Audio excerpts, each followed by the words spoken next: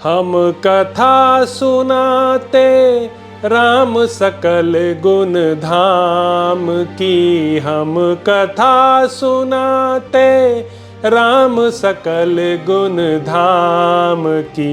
ये रामायण है पुण्य कथा श्री राम की। ये रामायण है पुण्य कथा श्री राम की। जम्बूदीपे भरत खंडे आर्यावर्ते भारतवर्षे एक नगरी है विख्यात अयोध्या नाम की। यह जन्म भूमि है परम पूज्य श्री राम की। यह जन्म भूमि है परम पूज्य श्री राम की। यह रामायण है पुण्य कथा श्री राम की। यह रामायण है पुण्य कथा श्री राम की। श्रीमद् वाल्मीकि रामायण भारत का स्वर्णिम महाकाव्य। 56वां सर्ग। सीता का श्रीराम के प्रति अपना अनन्य अनुराग दिखाकर रावण को फटकारना तथा रावण की आज्ञा से राक्षसियों का उन्हें अशोक वाटिका में ले जाकर डराना। रावण के ऐसा कहने पर शोक से कष्ट पाती हुई विदेह राजकुमारी सीता बीच में तिनके की ओट करके उस निशाचर से निर्भय होकर बोली। महाराज दशरथ धर्म के अचल सेतु के समान थे। ये अपनी सत्य प्रतिज्ञता के लिए सर्वत्र विख्यात थे। उनके पुत्र जो रघुकुल भूषण श्री रामचंद्र जी हैं, ये भी अपने धर्मात्मापन के लिए तीनों लोकों में प्रसिद्ध हैं।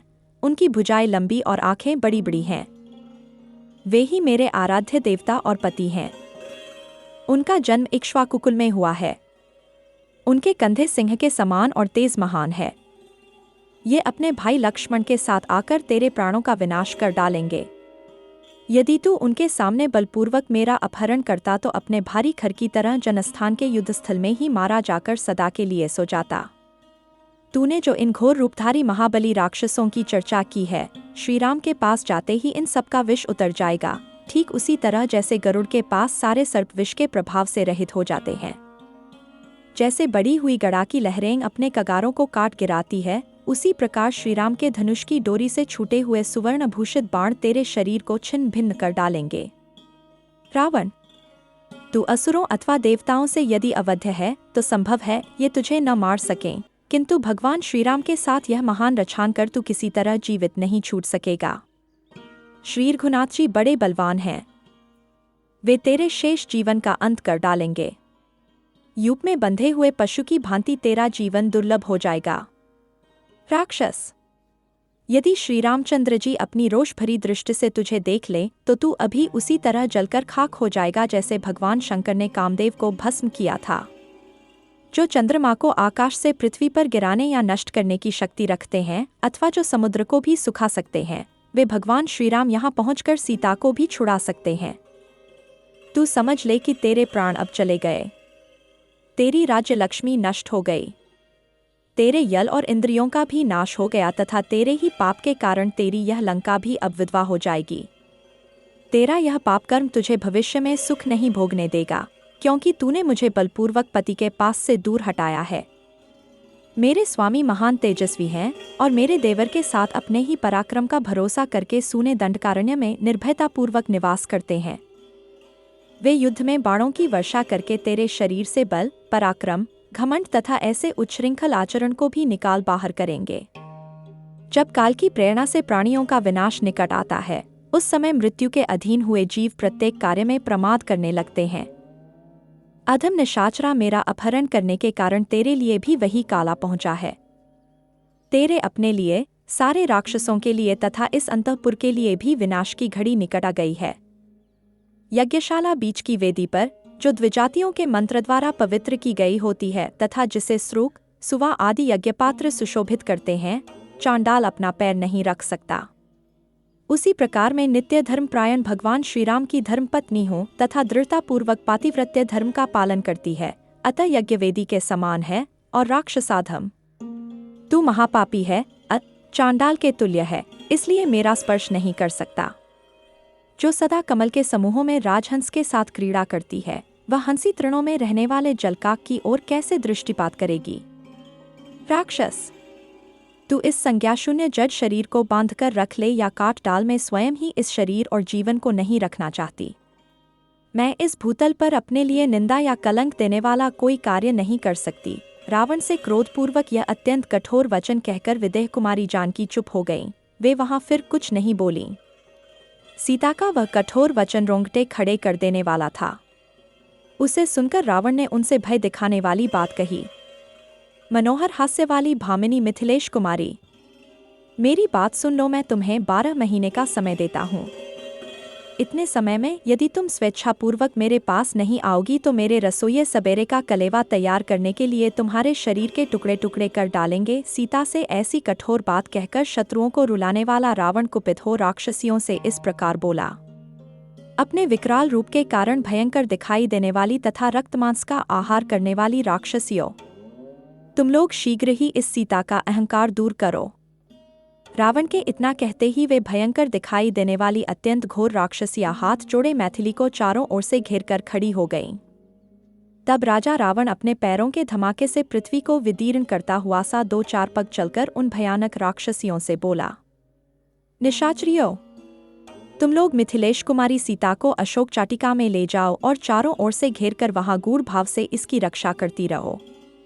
वहां पहले तो भयंकर गर्जन तर्जन करके इसे डराना, फिर मीठे मीठे वचनों से समझा बुझाकर जंगल की हथिनी की भांति इस मिथिलेश कुमारी को तुम सब लोग वश में लाने की चेष्टा करना। रावण के इस प्रकार आदेश देने पर वे राक्षसियां मैथिली को साथ लेकर अशोक वाटिका में चली गईं। यह वाटिका समस्त कामनाओं को फल रूप में प्रदान करने वाले कल्प वृक्षों तथा भांति भौति के फल फूल वाले दूसरे दूसरे वृक्षों से भी भरी थी तथा हर समय मदमत रहने वाले पक्षी उसमें निवास करते थे। परंतु वहां जाने पर मिथिलेश कुमारी जानकी के अंग अंग में शोक व्याप्त हो गया।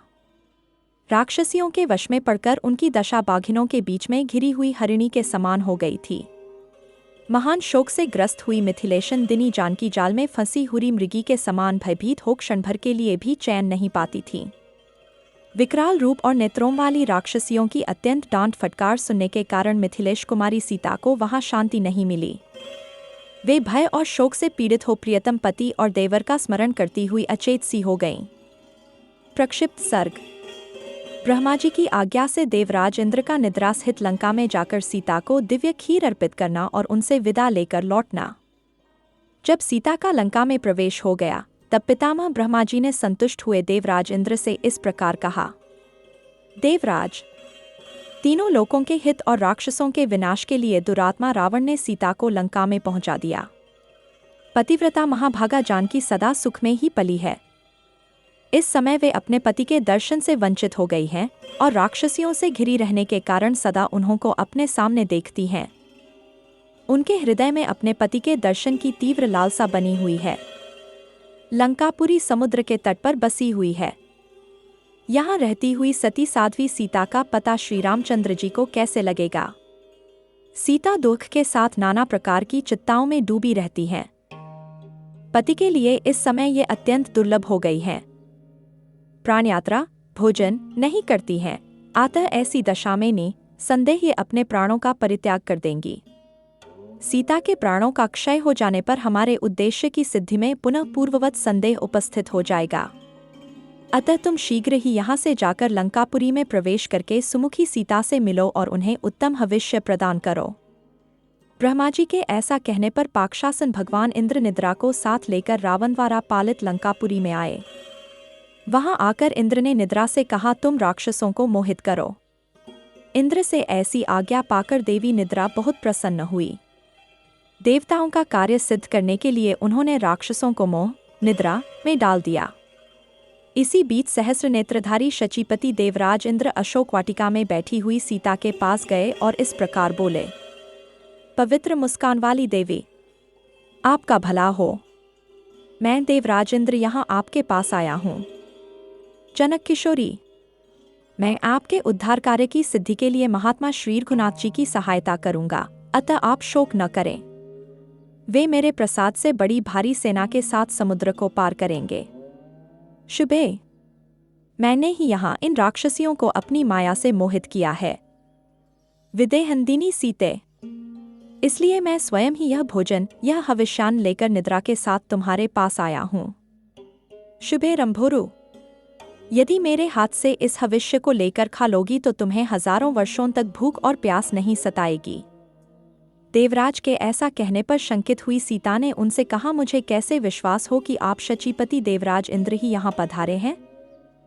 देवेंद्र, मैंने श्रीराम और लक्ष्मण के समीप देवताओं के लक्षण अपनी आंखों देखे हैं। यदि आप साक्षात देवराज हैं तो उन लक्षणों को दिखाइए। सीता की यह बात सुनकर शचीपति इंद्र ने वैसा ही किया। उन्होंने अपने पैरों से पृथ्वी का स्पर्श नहीं किया, आकाश में निराधार खड़े रहे। उनकी आंखों की पलकें नहीं गिरती थीं। उन्होंने जो वस्त्र धारण किया था उस पर धूल का स्पर्श नहीं होता था। उनके कंठ में जो पुष्पमाला थी उसके पुष्प कुम्हलाते नहीं थे। देवोचित लक्षणों से इंद्र को पहचानकर सीता बहुत प्रसन्न हुई।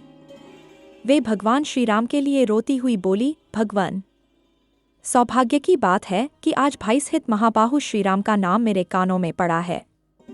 मेरे लिए जैसे मेरे श्वशुर महाराज दशरथ तथा पिता मिथिलानरेश जनक हैं, उसी रूप में मैं आज आपको देखती हूँ। मेरे पति आपके द्वारा सनाथ है।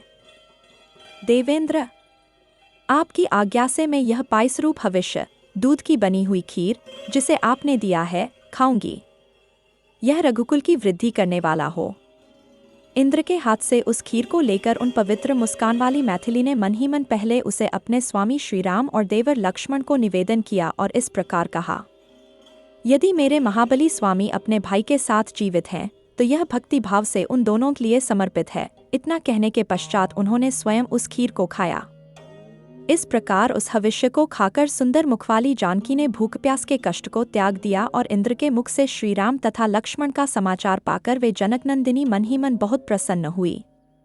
तब निद्रा स्थित महात्मा देवराज इंद्र भी प्रसन्न हो सीता से विदा लेकर श्री रामचंद्र जी के कार्य की सिद्धि के लिए अपने निवास स्थान देवलोक को चले गए। इस प्रकार श्री वाल्मीकि निर्मित आर्ष रामायण आदि काव्य के अरण्यकांड में प्रक्षिप्त सर्ग पूरा हुआ।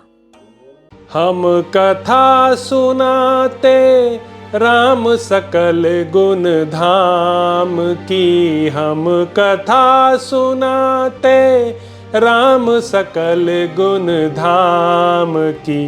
ये रामायण है पुण्य कथा श्री राम की, ये रामायण है पुण्य कथा श्री राम की। जम्बूदीपे भरत खंडे आर्यावर्ते भारत वर्षे एक नगरी है विख्यात अयोध्या नाम की।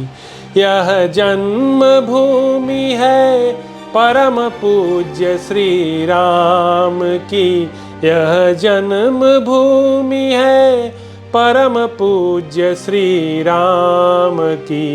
यह रामायण है पुण्य कथा श्री राम की, यह रामायण है पुण्य कथा श्री राम की।